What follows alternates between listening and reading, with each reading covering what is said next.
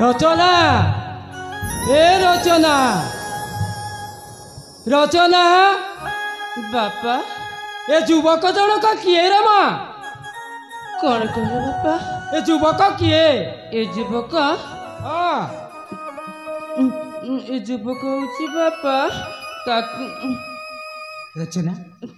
अरे तुम डरुच कौन पाई मो परिचयटा मुझे दे दूची कुह मु हूँ सौदागढ़ राजा सत्यव्रत एकमात्र पुत्र नाम बर हूँ जोगेन्द्र कौन जोगेन्द्र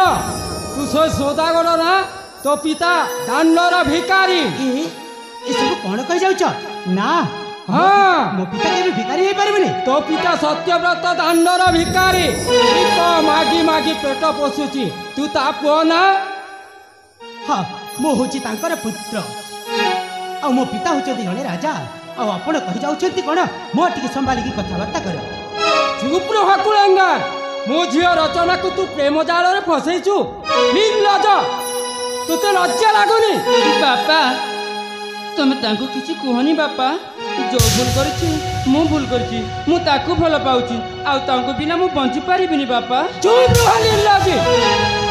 मो संबु कर चल जा चुप रह कुलंगार मो झियो को चुप प्रेम दान रे फसैछु देख एमती कहनी आम दुई दुई को परस्पर को भल पाउछु आ आपण आम प्रेम को एते सहजरे तोड़ी दियंतु नाही मु आपण को हाथ जोड़ी की चुप रह पाछु बापा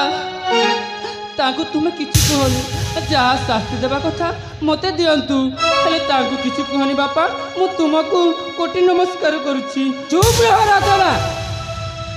मन प्रपंच कुलर कलंक चाहिए तोर मुखरे राजगुरु कुल